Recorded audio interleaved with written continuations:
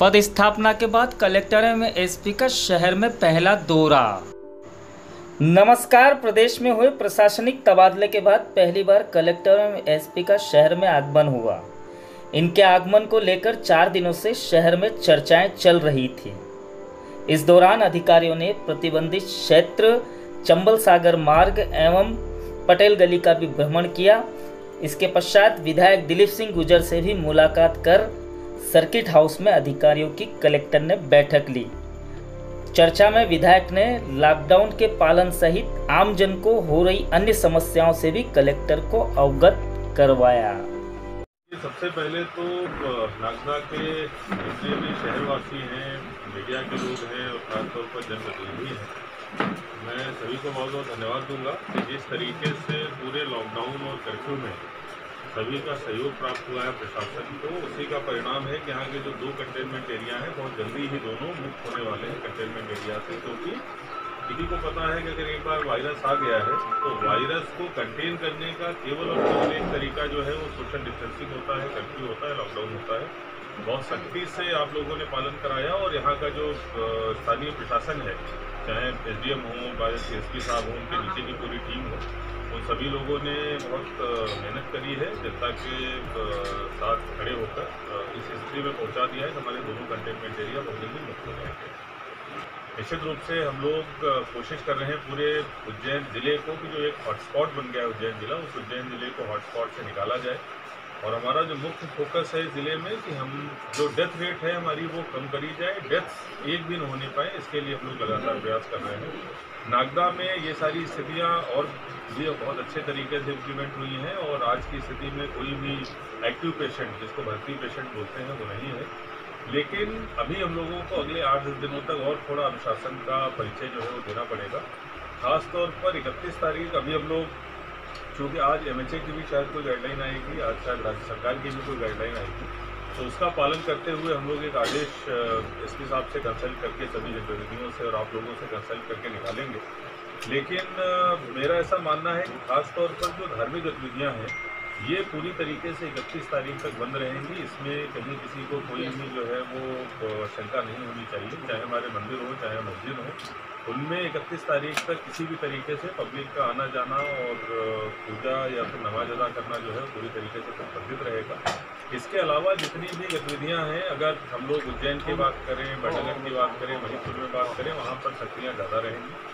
सख्ती बाकी जगह पर भी रहेगी, लेकिन 1-2 एक्टिविटीज़ को जिनको परमिशन दी जा सकती है उसका डिसीजन एक बार सरकार की गाइडलाइन आए तब हम लोग करेंगे।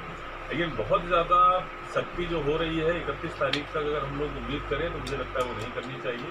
लॉकडाउन और कर्फ्यू ही एकमात्र उपाय है जिसके माध्यम से वायरस के प्रसार को रोका जा सकता है। 31 तक इसी प्रकार की सख्ती जारी रहेगी। हो सकता है कुछ चीज़ों की छूट प्रदान की जाए जो शाम को हमारे द्वारा आदेश निकालकर की जाए। ये निश्चित रूप से बिल्कुल बहुत सराहनीय काम है और पूरे प्रशासन का और इसके साथ साथ जनता का। जनता भी जहाँ अनुशासन का परिचय देती है, समझती है, अगर जनता साथ में होती है, प्रशासन के खड़ी होती है, तो प्रशासन का काम बहुत आसान हो जाता है। तो जो चीज़ यहाँ पर हुई है, मुझे लगता है कि प्रशासन, मीडिया की भूमिका बहुत महत्वपूर्ण है। मीडिया किस तरीके से कंस्ट्रक्टिव रोल प्ले कर रहा है इसका बहुत फर्क पड़ता है। तो मुझे लगता है यहाँ पर चाहे प्रशासन हो, जनता हो, मीडिया हो, जनप्रतिनिधि हो, सभी ने एक तरह से प्रयास करके एक टीम वर्क के रूप में काम किया है, जिसके कारण हम लोग इस पोजीशन में आए हैं और निश्चित रूप से सभी लोग यहाँ बधाई के साथ। सर, ये सारी चीज़ें तो चलती आ रही है, ठीक चल रहा है, अच्छा चल रहा है, लेकिन विशेषकर जिस काम के लिए आपको लाया गया तो उसके अंतर्गत क्या नई एक्टिविटी सर जिले में कर रहे हैं? रेड जोन से निकालने के लिए आप क्या कर रहे हैं? देखिए, जिले से रेड जोन, जिले को रेड जोन से निकालने के लिए जैसा मैंने बताया कि हम लोगों की जो रणनीति है वो 2-3 तरीके से हम लोग काम कर रहे हैं। हमारी पहली प्राथमिकता है कि जो कोरोना से संबंधित डेथ्स हैं वो नहीं होनी चाहिए। डेथ्स ना होने के लिए हम लोगों को 2 चीज़ें करनी पड़ती हैं। एक तो हॉस्पिटल्स का मैनेजमेंट ठीक हो, हॉस्पिटल्स में ट्रीटमेंट ठीक हो। इसके लिए जितने भी हमारे हॉस्पिटल्स हैं, 15 जो नर्सिंग होम चिन्हांकित हैं, जहाँ पर हमने फ्लू क्लिनिक बनाए हैं, वहाँ पर अगर कोई व्यक्ति जाता है तो पहले देख लेते हैं कि जो कोरोना से संबंधित लक्षण है वो तो नहीं है। अगर वो होते हैं तो उनको हमारे जो DCHC या DCH हॉस्पिटल हैं उनमें भेजा जाता है। इसके अलावा जो हमारा RD-GARD था, वहाँ की व्यवस्थाओं में कुछ कमियाँ थी, उनमें सुधार किया गया है। मेरे द्वारा स्वयं जो पॉजिटिव वार्ड है वहाँ जाकर एक बार व्यवस्थाओं का जायजा भी लिया गया, उनको ठीक कराया गया। एक अन्य हॉस्पिटल जो हमारा 100 बेड का जो ट्रॉमा सेंटर है सरकारी, वो हम लोग तैयार करा रहे हैं। ऑक्सीजन की लाइन उसमें पड़ रही है, मुश्किल से मुझे लगता है कि 4 या 5 दिनों के अंदर हमारा वो हॉस्पिटल भी चालू हो जाएगा। अरविंदो में हमारे 100 बेड जो है आरक्षित हो गए हैं। तो कुल मिलाकर ट्रीटमेंट वाले पार्ट पे हम लोगों ने बहुत गहन प्रयास किया है और उसका परिणाम है कि आजकल ट्रीटमेंट वाली व्यवस्था हमारी काफ़ी कुछ जो है सुधर गई है। कुछ एक दो कमियाँ उनको भी दूर कर दिया जाएगा।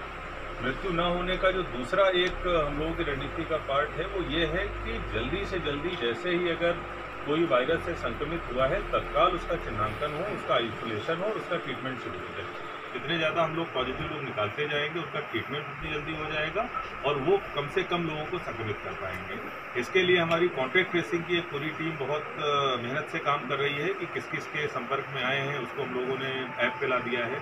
सर्वे की हमारी लगभग 371 टीमें पूरे शहर भर में आज उज्जैन शहर में काम कर रही हैं, जिसमें आंगनबाड़ी कार्यकर्ता, आशा कार्यकर्ता, टीचर शामिल है। घर घर जाके लोगों को निकाल रहे हैं, लगाए हैं। जो हमारे दूसरे हिंदू एरियाज़ हैं वहाँ पर भी हमने जो लोकल वहाँ के डॉक्टर्स काम करते थे कम्युनिटी के बीच में, उनको अपनी सर्वे टीमों के साथ में लगाया है। तो एक तरीके से कम्युनिटी का साथ लेके, अपने जनप्रतिनिधियों के साथ में लेके और मीडिया को ढंग से अपने साथ में लेकर अपने सारा पक्ष बताते हुए हम लोग आगे बढ़ने की कोशिश कर रहे हैं। डेथ्स पे हमारा विशेष फोकस है। पॉजिटिव की संख्या बढ़ भी जाए हमको उसमें घबराने की आवश्यकता नहीं है। डेथ नहीं होनी चाहिए, जो लोग हैं वो जल्दी ठीक होकर घर आने चाहिए। इसके जीतने के लिए सभी का सहयोग बहुत ही आवश्यक है। इसमें जो दुश्मन है हमारा अदृश्य है। जंग और लड़ाई में सामने दुश्मन जब दृश्यमान होता है तो उसकी ताकत का हमको पहचान होती है। ये दुश्मन कैसा है, किस तरह का है, किस स्तर का है। यहाँ हमारा दुश्मन दिखाई नहीं पड़ रहा, कौन जानता है कहाँ बैठा है, किस रूप में बैठा है। उससे हमको लड़ाई लड़नी है। ये लड़ाई आम पब्लिक, प्रेस, पुलिस, प्रशासन, नगर निगम सभी को मिल के लड़ना है। जब तक सारे लोग इन्वॉल्व होकर के समस्या को समझेंगे नहीं तब तक लड़ाई को जितना कठिन है।